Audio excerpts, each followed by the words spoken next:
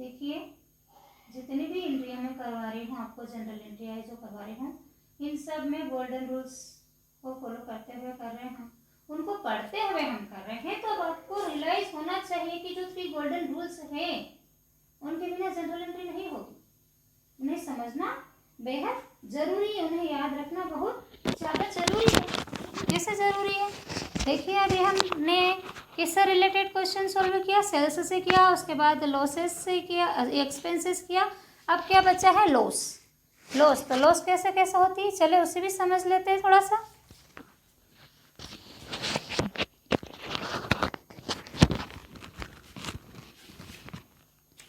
तो यहाँ पर क्वेश्चंस में क्या चेंज होगा? सिर्फ एंट्री चेंज होगी, सॉरी अमाउंट चेंज होगा, एंट्री चेंज नहीं होगी। क्या करना है आपको? अपनी पूरी बुक खोज लेना, यही चीज़ें मिलेगी। अगर मिलेगी तो कहीं कहीं आगे पीछे ऊपर नीचे जिस जिस क्वेश्चन में है तो उसको खोज लो, सारे क्वेश्चन देख लो। क्या करना है? Loss by fire and stolen ₹10,000 and 5,000। तो लॉस बाय फायर, आग लगी और माल जल गया, 10,000 रुपये का हानि हो गई, लॉस हो गई, हुई लॉस। अचानक माल चोरी हो गया, 5,000 रुपये का माल चोरी हो गया ध्यान ना रखने से या किसी कारण से। चोर है, चोरी कर लेगा वो तो 2 प्रकार की लॉस हो गई। एक तो लॉस बाय फायर और लॉस बाय स्टोलन।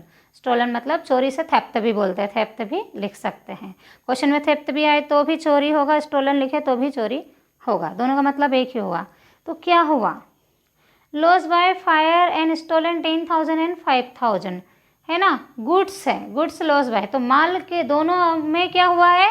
लॉस हुआ है। तो किससे हुआ है? माल का हुआ है। तो पहला लिखेंगे loss by fire, loss by fire account debit, stolen account debit to goods account. All losses and expenses is debit. जो भी लॉस और एक्सपेंसेस होंगे वो क्या होंगे? डेबिट होंगे, उनके नाम से होंगे। कैसे होंगे? उनके नाम से। तो अभी हमने किराया दिया था तो रेंट अकाउंट डेबिट किया था, यहाँ लॉस हो रही है, काई से हो रही है, कैसे हो रही है?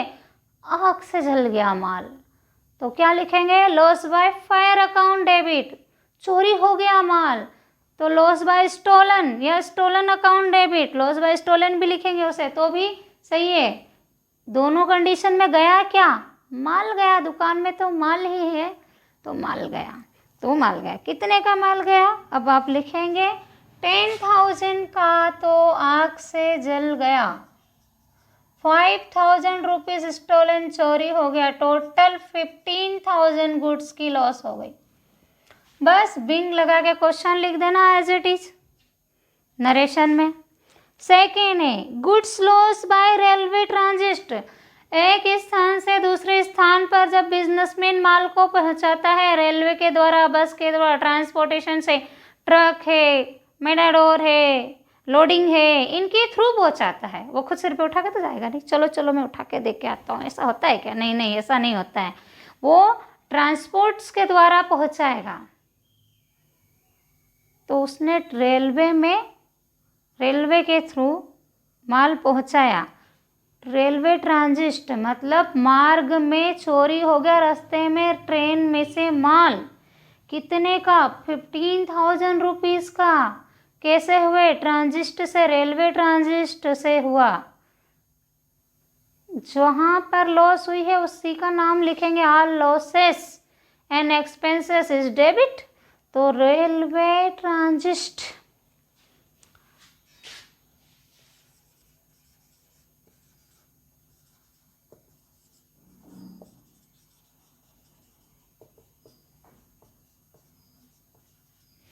या लॉस बाय रेलवे ट्रांजिट, इसको भी हटाओ। कहाँ गया, कहाँ गया डस्टर, कहाँ गया? ये रहा।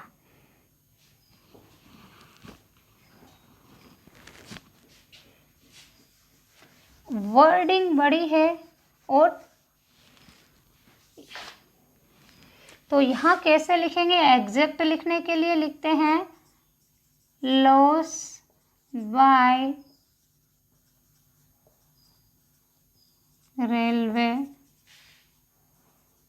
Transit account debit. देखो यहाँ जा रहा, और रेलवे ट्रांजिट में आपका क्या गया, माल गया। कितने का माल गया, 15,000 रुपीज़ का माल गया। 15,000 का माल गया टू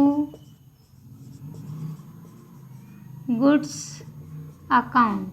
अब इसमें क्या करना है, बिंग लगा के क्वेश्चन लिख देना है, तो इसका नरेशन हो जाएगा। अब आगे क्या कह रहे हैं कि receive claim for railway only 8,000 rupees. तो आपने अपने माल का बीमा इंश्योरेंस करवा रखा था रेलवे से कि कभी आग लग जाती है, एक्सीडेंट हो जाता है, बाढ़ आ जाती है, कुछ भी हो जाता है, तो रेल का एक्सीडेंट हो जाता है, ट्रेन का, तो उस कंडीशन में जो हमारे माल का नुकसान होगा, लॉस होगा, उसके लिए क्या, तो उसके लिए उन्होंने बोला, रेलवे वालों ने इंश्योरेंस करवा लो। लाइफ का भी तो इंश्योरेंस कराते हैं, गाड़ी का भी तो कराते हैं, मकान संपत्तियों का भी तो कराते हैं, दुकान का भी कराते हैं, माल का भी इंश्योरेंस होता है। रेलवे ट्रांजिट में जहाज़ में भेज रहे हैं तो उसका भी हो रहा है, ट्रांसपोर्टेशन में भी होता है। तो उन्होंने बोला कि इसका क्लेम आपको कितना मिला, 8,000। तो अब देखिए, इससे हम समझते हैं लॉस कितने की हुई, 15,000 रुपीज़ की। तो लॉस रेलवे ट्रांजिट के द्वारा 15,000, रिसीव कितना हुआ, 8,000, माइनस कर दो, 7,000 कहाँ गया, प्रॉफिट एंड लॉस में, प्रॉफिट एंड लॉस में जाएगा। क्यों, लाभ हानि खाते में लिख दो इसको, हो सकता बाद में रेलवे दे दे तो उस समय एडजस्ट कर लेंगे। अभी बेड डेप्स तो वो तो बेड डेप्स तो उसमें आता है, बताएंगे उससे भी। तो प्रॉफिट एंड लॉस में, लॉस इतने कितने की लॉस है, चल 7,000 रुपीज़ की, तो ये P&L में जाएगा। P&L अकाउंट मतलब प्रॉफिट एंड लॉस अकाउंट। तो यहाँ पे क्या मिला, कैश क्लेम अकाउंट डेबिट। अरे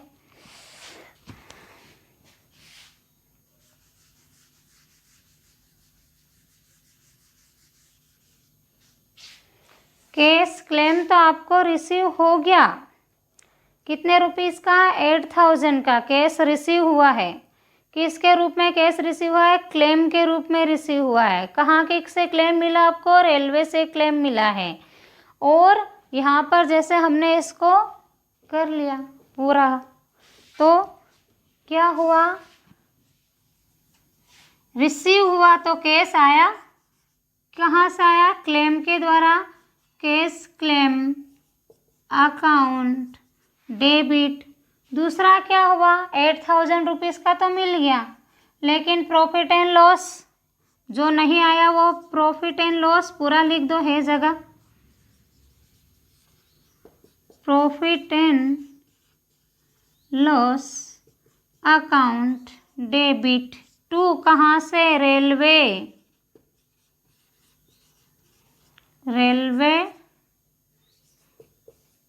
ट्रांजिट अकाउंट। कितना हुआ था लॉस, 15,000, कैश कितना रिसीव हो गया, 8,000, तो 7,000 प्रॉफिट एंड लॉस में, यहाँ भी कर लिया, यहाँ भी कर लिया। अब रेलवे ट्रांजिट वाला हो गया। अब क्या है नेक्स्ट, तो नेक्स्ट बोल रहे हैं रिसीव 75 पैसे इन ए रुपीस ऑफ 500। आपको एक डेबिटर, एक व्यक्ति जिसे आपने उधार माल बेचा था, जिसे उधार माल बेचा था, कितने का, 500 रुपीज़ का माल बेचा था, तो रुपए में से 75 पैसे आपको वसूल हुए, और रुपीस मतलब 1 रुपये में से 75 पैसे रिसीव हो गए। ये कंपैरिजन करके दे दिया, कितना, 500 रुपये में कितना आपको मिल गया, कितना मिल गया, 75% मिल गया आपको 500 में से, तो रुपए में 75 पैसे और रुपीस, 75 पैसे और रुपीस, तो 75 पैसे, तो जितने भी पैसे होंगे उतना ही उसका परसेंट वही होगा, तो कितना रिसीव हो गया, 75, कितने टोटल अमाउंट कितना था, 5, लेना कितना था डेबिटर से, 500 रुपीज़, तो 500 रुपीज़। चलो इसका कैलकुलेशन कर लेते हैं। क्या हुआ, 500 रुपीज़ आपको लेना था, मिला कितना 75% अपॉन 100, 0 से 0 कैंसिल, 5 5 जा 25, 2 कैरी, 5 7 जा 35 और 2 करा तो 37, 3075 रुपीज़ क्या हो गया, आपको रिसीव हो गया। और लेना कितना था उससे 500, ये 375 उसमें से माइनस कर दो तो 125 बचा, कितना 125। ये कहाँ चला जाएगा, बीडी। बीडी मतलब बेड डेब्स, बेड डेब्स मतलब डूबत ऋण, डूब गया पैसा, अब नहीं आएगा, इतना ही आया है, अब नहीं देगा। उसने हाथ खड़े कर दिया, बस इतना था दे दिया, अब नहीं भैया मेरे पास कुछ भी, ये रख लो और अब मांगना भी मत क्योंकि अब मेरे पास नहीं है।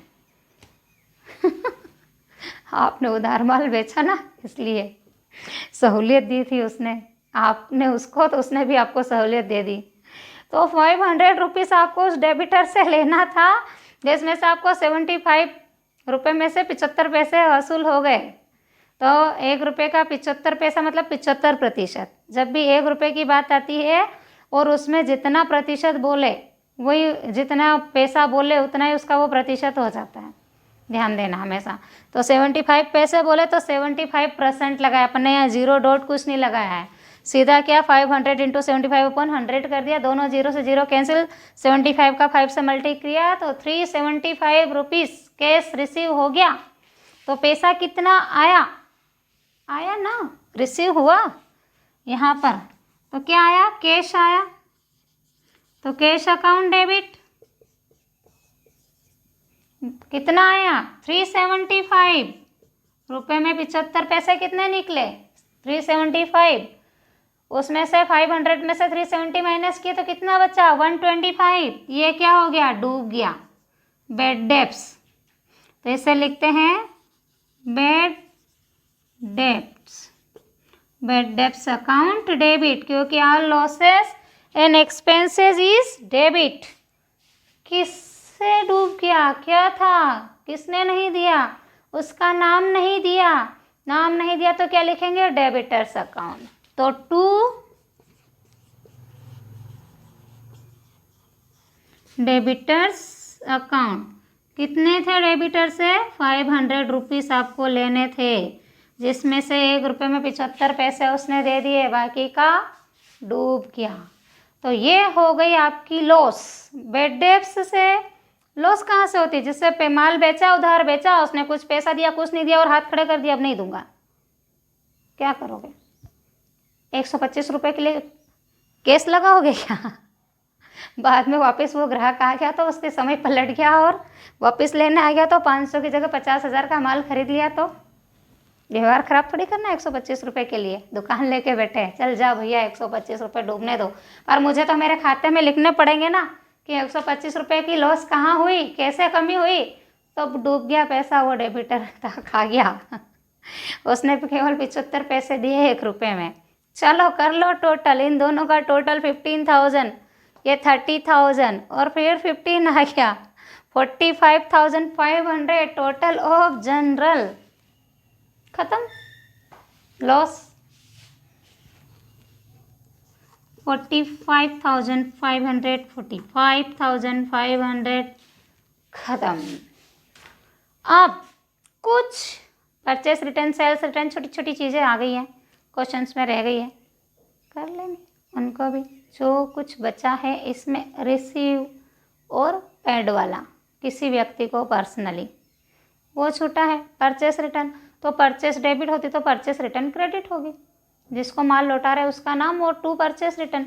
सेल्स हमेशा क्रेडिट होती है, वो तो सेल्स रिटर्न डेबिट होगी, तो सेल्स रिटर्न अकाउंट डेबिट, जिस व्यक्ति को माल रिटर्न करे उसका नाम नहीं दिया तो वही डेबिटर क्रेडिटर वाला काम है।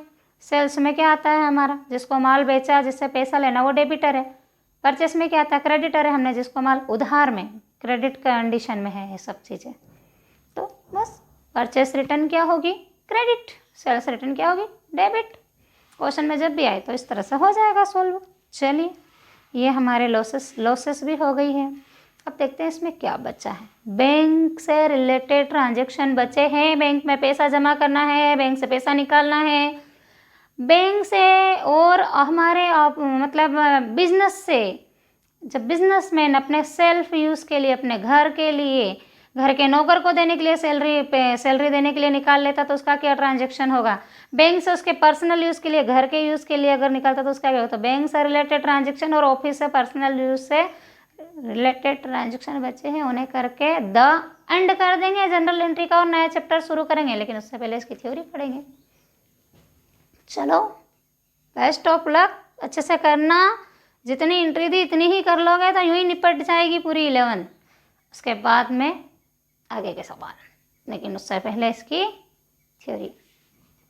लो हम उल्टा चलते हैं, पहले थ्योरी मैंने कॉन्सेप्ट क्लियर कर दिए हैं जनरल के, मेन जो चीज़ है उसकी वो समझा चुकी हूँ मैं। अब उसकी डेफिनेशन, कैरेक्टरिस्टिक वगैरह ये छोटे छोटे बच्चे हैं तो जनरलाइजिंग तो हमने कर ही ली है, फटाफट समझ लेंगे उससे भी। लेकिन उससे पहले बैंक से रिलेटेड ट्रांजैक्शन करेंगे।